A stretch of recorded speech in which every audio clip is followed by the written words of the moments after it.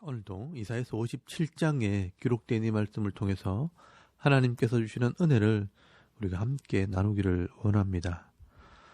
여러분, 이 이사야서 57장 말씀에는 왜 이스라엘 백성들이 바벨론에 잡혀와서 이 고통을 당하게 되었는가, 그리고 이 바벨론에 잡혀온 이 이스라엘 백성들이 무엇을 해야 되는가 하는 것을 기록을 하고 있습니다. 그리고 이 말씀 속에는요, 이 자기 백성을 회복시키기를 원하시는 하나님의 마음이 기록이 되어 있습니다.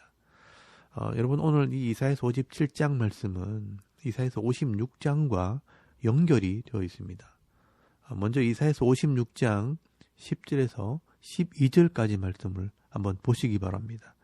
거기 보시면 이 바벨론에 멸망당하기 전 이스라엘 백성들의 이 지도자들의 상태가 어떠했나 기록을 하고 있습니다. 이스라엘의 파수꾼들은 맹인이요 다 무지하며 벙어리 개들이라, 짖지 못하며 다 꿈꾸는 자들이요 누워있는 자들이요 잠자기를 좋아하는 자들이니, 이 개들은 탐욕이 심하여 족한 줄을 알지 못하는 자들이요 그들은 몰지각한 목자들이라, 다 제 길로 돌아가며 사람마다 이익만 추구하며, 오라 내가 포도주를 가져오리라, 우리가 독주를 잔뜩 마시자, 내일도 오늘같이 크게 넘치리라 하느니라 라고 말씀을 합니다. 여러분, 여기 보시면 이 이스라엘의 파수꾼들은 당시 이 백성들의 지도자들을 말합니다.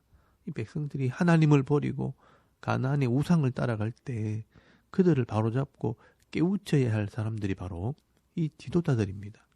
그래서 이 사람들을 파수꾼이나 도둑을 잡는 개라고 표현을 한 것입니다. 그런데 이 파수꾼들이 맹인이 되어버렸고 이 개가 벙어리가 되어버렸다고 말씀을 합니다. 그리고 이 이스라엘의 지도자들이 더 타락을 해서 늘 누워있고 잠자기를 좋아하고 또 탐욕을 부려서 자기 이익을 위해 악을 행한다는 것입니다. 그리고 그 돈과 권력을 가지고 포도주와 독주를 즐기면서 부어라 마시라 하면서 타락을 한 것입니다. 그러니 이 이스라엘 백성들이 망할 수밖에 없었다라고 말씀을 하는 것입니다.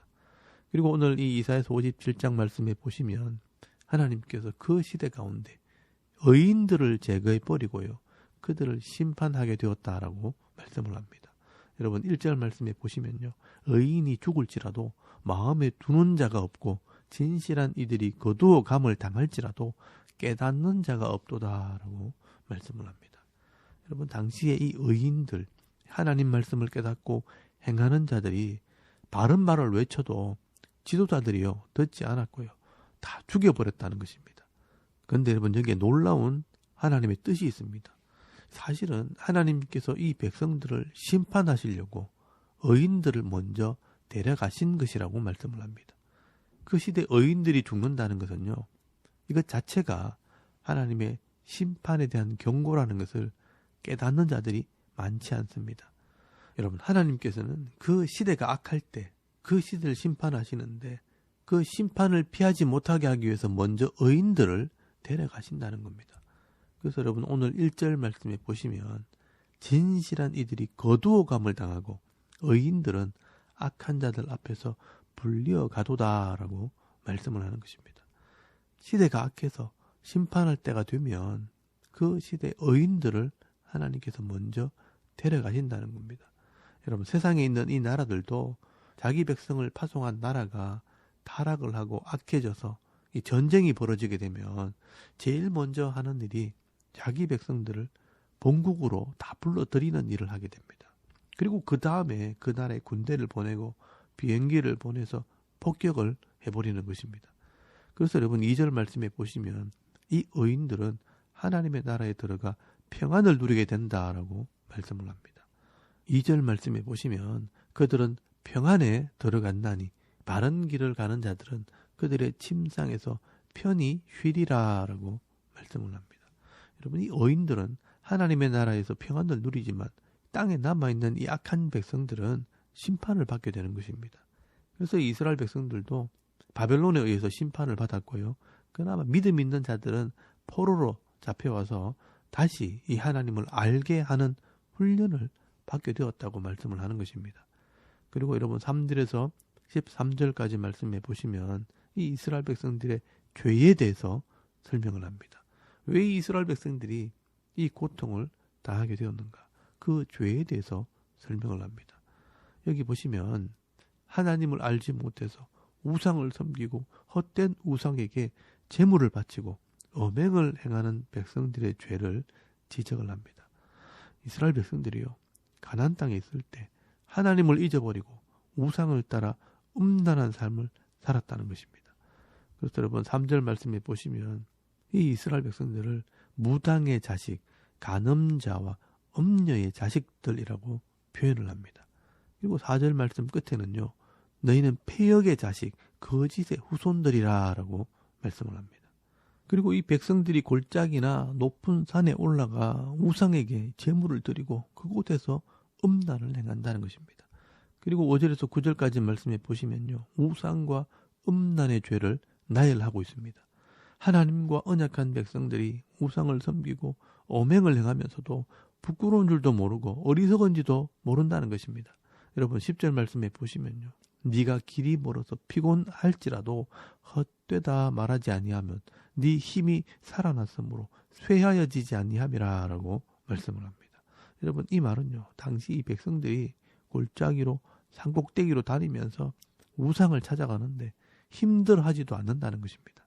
사실 이 우상을 섬기는 사람들은요, 그런 수고를 아끼지 않습니다. 더 멀리 있고 더 높이 있어야 그게 더 신령한가 보다, 영험한가 보다 라고 생각을 한다는 겁니다. 왜 이렇게 사람들이요, 우상을 찾고 음행을 행하느냐? 여러분 11절 말씀에 보시면 하나님께서 오랫동안 잠잠했기 때문이라고 말씀을 합니다. 여러분 이게 이스라엘 백성들이 오해하고 착각한 것입니다. 이 백성들이 하나님께 기도해도 아무런 응답이 없고 아무런 역사도 일어나지 않으니까 이 백성들이 하나님을 버리고 세상의 신들을 따라갔다는 것입니다. 여러분 이 이스라엘 백성들이요, 하나님을 바로 알았더라면, 또한 말씀을 제대로 배웠더라면 왜 하나님께서 잠잠하신지 그 이유를 알았을 것입니다. 그런데 말씀을 모르니 그 이유를 알 수가 없는 것입니다. 하나님께서 왜 응답하지 못하고 잠잠하셨는가? 하나님께서는요, 이 죄인들에게 복을 주실 수 없고 악인들에게 은혜를 베풀 수가 없기 때문입니다. 그런데 이 어리석은 백성들은 아무리 우리가 기도해도 하나님께서 내게 복도 주지 않고 내 기도도 듣지 않는다 하면서 너무 쉽게 우상을 따라가고 세상을 따라가게 되었다는 것입니다. 여러분 이게 바로 이스라엘 백성들이 바벨론에 잡혀온 이유입니다. 결국 하나님을 모르고 믿음이 없기 때문에 이 이스라엘 백성들은 타락하게 되었고 돌이키지 않을 때 결국은 망하게 된 것입니다. 그래서 바벨론에서 이런 죄를 깨닫고 하나님께 돌이키고 회개하는 훈련을 하게 되었다라고 말씀을 하는 것입니다. 그래서 여러분 13절에서 21절까지 말씀해 보시면 하나님께서 원하시는 것이 무엇인가, 이 하나님의 마음을 기록을 하고 있습니다. 오늘 저와 여러분들에게 주시는 말씀입니다. 여러분 이것이 삶의 지혜요 우리의 믿음입니다. 먼저 하나님께서는 하나님께 오는 길을 회복하라라고 말씀을 합니다. 여러분 14절 말씀에 보시면 하나님께로 가는 길을 수축하라, 장애물을 제거하라라고 말씀을 합니다. 여러분 여기 수축한다는 말은 다시 고쳐 쌓다라는 말입니다. 하나님께로 가는 길, 예배하고 말씀을 배우러 가는 그 길, 그 삶을 회복하라는 것입니다. 그리고 하나님께로 가는 이 장애물을 제거하라고 말씀을 합니다. 방해하는 것들을 치워버리라는 것입니다. 여러분 이것을 조금 더 구체적으로 말하면 회개하고 돌이키라는 것입니다. 여러분 15절 말씀에 보시면 지극히 존귀하며 영원히 거하시며 거룩하다 이름하는 이가 이와 같이 말씀하시되 내가 높고 거룩한 곳에 있으며 또한 통회하고 마음이 겸손한 자와 함께 있나니 이는 겸손한 자의 영을 소생시키며 통회하는 자의 마음을 소생시키려 함이라 라고 말씀을 합니다. 여러분 지극히 존귀하며 영원히 거하며 거룩하다 이름하는 이 높고 거룩한 곳에 거하시는 분, 이 전능하신 하나님께서 원하시는 것은 통회하는 자와 마음이 겸손한 자와 함께 하시는 것입니다. 여러분, 하나님께 나아가는 길은요, 통회하는 마음과 겸손한 마음입니다. 이 통회한다는 것은 앞을 통자에 뉘우칠 회자입니다. 지은 죄를 아파하면서 회개하는 것을 말하는 것입니다. 하나님께서는 이 자신의 죄를 회개하고 하나님의 긍휼하심과 하나님의 은혜를 구하는 겸손한 마음을 원하신다는 것입니다. 왜냐하면 회개하는 자에게 회복시켜 주시기로 율법에 약속이 되어 있기 때문입니다. 그래서 하나님께서는요, 그 말씀에 기록된 대로 회개하는 자들에게 복을 주시는 것입니다. 그래서 여러분 18절 말씀에 보시면 내가 그들을 고쳐주겠다라고 말씀을 합니다. 그리고 19절 말씀에도요, 내가 그를 고치리라. 그래서 그들의 마음에는 평강이 있고 평강이 있게 될 것이라 라고 말씀을 하는 것입니다. 여러분, 이 자기 죄를 깨닫고 회개할 때 하나님께서 도와주실 수 있기 때문에 이 인생의 문제도 해결해 주시고 대적들도 막아주시고요. 또 손으로 하는 모든 일에 복을 주실 수 있습니다. 그래서 우리가 이 죄악의 땅에서도요, 복을 받고 평안을 누릴 수 있게 되는 것입니다. 어떻게 보면 원래 우리에게 주셨던 이 복이 회복이 되어지는 것입니다. 이것이 바로 말씀에 약속이 되어 있는 복입니다. 그래서 하나님께서는 이 이스라엘 백성들이 바벨론의 포로로 잡혀와 있는 동안 이 하나님의 말씀을 다시 배우고 또 무엇이 잘못되었는지를 깨달아서 회개할 때 하나님께서는 원래대로 복을 회복시켜 주시겠다라고 말씀을 하는 것입니다.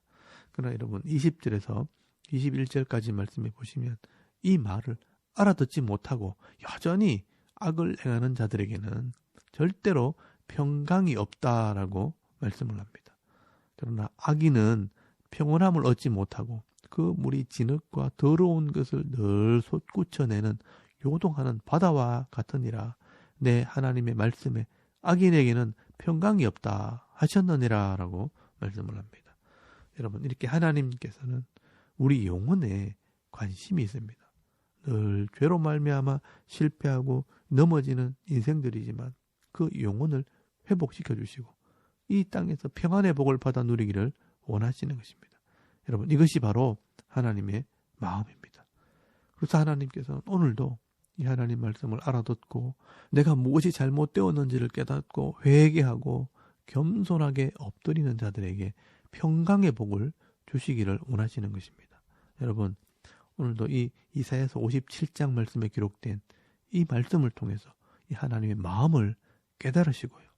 오늘도 하나님께 가는 길을 회복하고 또 잘못된 것을 회개하고 겸손히 엎드릴 때 세상 사람들이 누리지 못하는 이 평강의 복을 받아 누리면서 이 죄악이 가득한 세상 속에서도 늘 이기는 삶, 복 있는 자의 삶을 살아가는 저와 여러분의 이런 영적인 삶의 모습이 되실 수 있기를 주의 이름으로 축원합니다.